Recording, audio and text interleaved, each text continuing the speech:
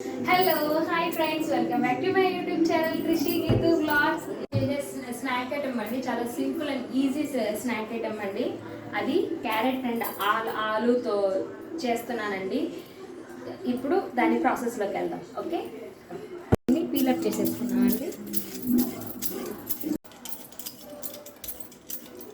Peel off చేశానండి ఇవి తురిమే లోపల ఫస్ట్ అయితే మన బాండీలు పెట్టుకొని ఆయిల్ వేసుకుందామండి డీప్ ఫ్రైకి ఆయిల్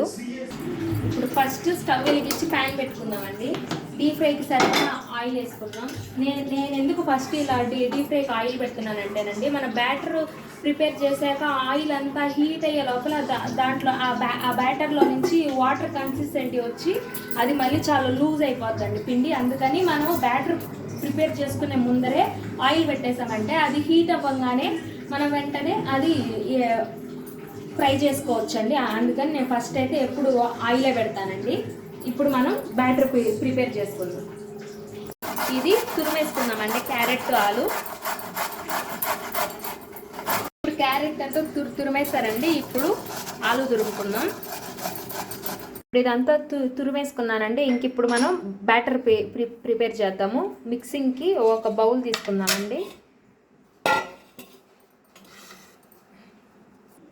ఫస్ట్ ఇందులో ఇంక క్యారెట్ ఆలు రెండు వేసుకుందామండి ఇప్పుడు ఇందులో హాఫ్ టేబుల్ స్పూన్ కారం అండి ఇందులో పచ్చిమిర్చి కూడా కట్ చేసి వేసుకోవచ్చు మా పిల్లలు కారం తినరని నేను పచ్చిమిర్చి వేయట్లేదండి ఒట్టి కారం వేస్తున్నాను హాఫ్ టీ స్పూన్ అండి కారం హాఫ్ టీ స్పూన్ సాల్ట్ మీ టేస్ట్కి తగ్గట్టు అండి కొంచెం అల్లం తెల్లగడ్డ పేస్ట్ అండి నేను ఫ్రెష్గా దంచానండి టేస్ట్ బాగుంటుందని జీలకర్ర అండి ఇప్పుడు ఇందులో వేస్తున్నాను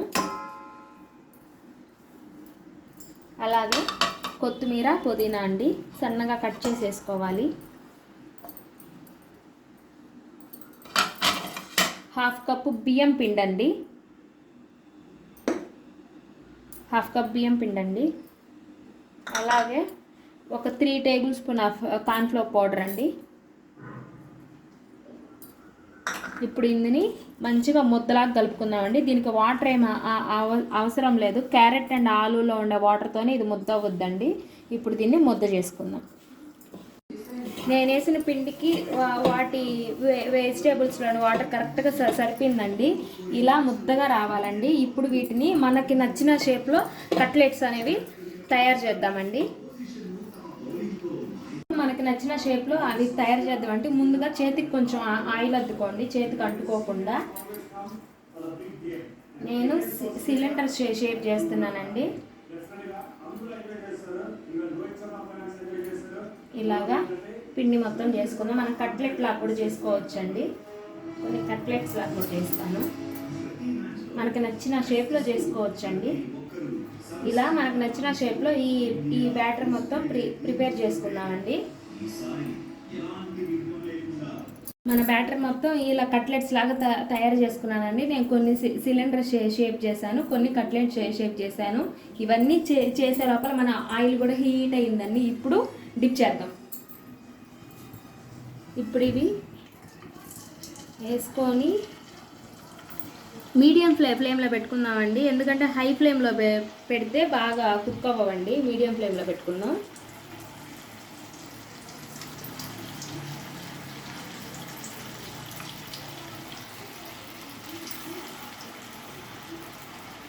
ఇప్పుడే వెంటనే కలిపెట్టద్దండి కొంచెం హాఫ్ బాయిల్ అయ్యాక అప్పుడు కలిపెడదాం లేదంటే అవన్నీ ఇరిగిపోతాయి ఎట్టంటే అట్టు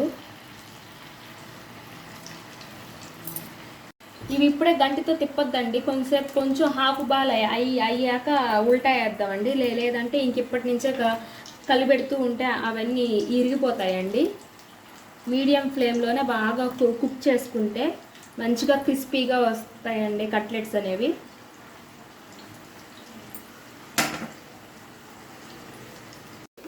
చిన్నగా ఉల్టా వేసుకుందామండి ఇవన్నీ చూడండి మంచి కలర్ వస్తున్నాయి గోల్డెన్ కలరు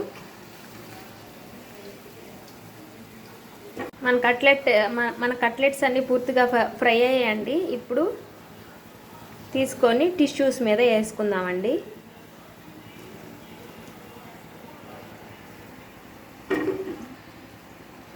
చాలా బాగున్నాయండి చూసేకే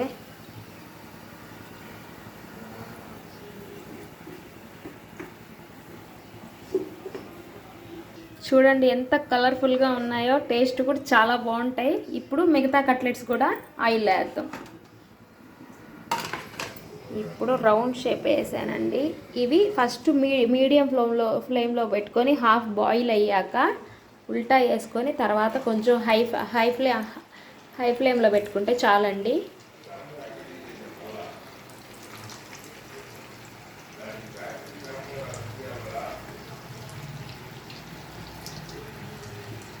ఇవి కూడా మంచిగా ఇలా ఫ్రై చేసుకుందామండి. మన easy and tasty snack item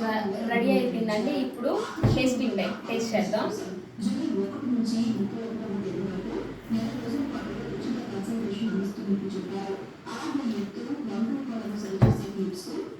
చాలా అంటే చాలా టేస్టీగా ఉన్నాయండి. టేస్టీగా కాదు, అలాగే హెల్తీ కూడా అండి. మీరు కూడా నా రెసిపీని ట్రై చేసి టేస్ట్ చేసి మీకు ఎలా వచ్చిందో నాకు కామెంట్ చేయండి friends. Please do like, share and subscribe my YouTube channel friends. Bye.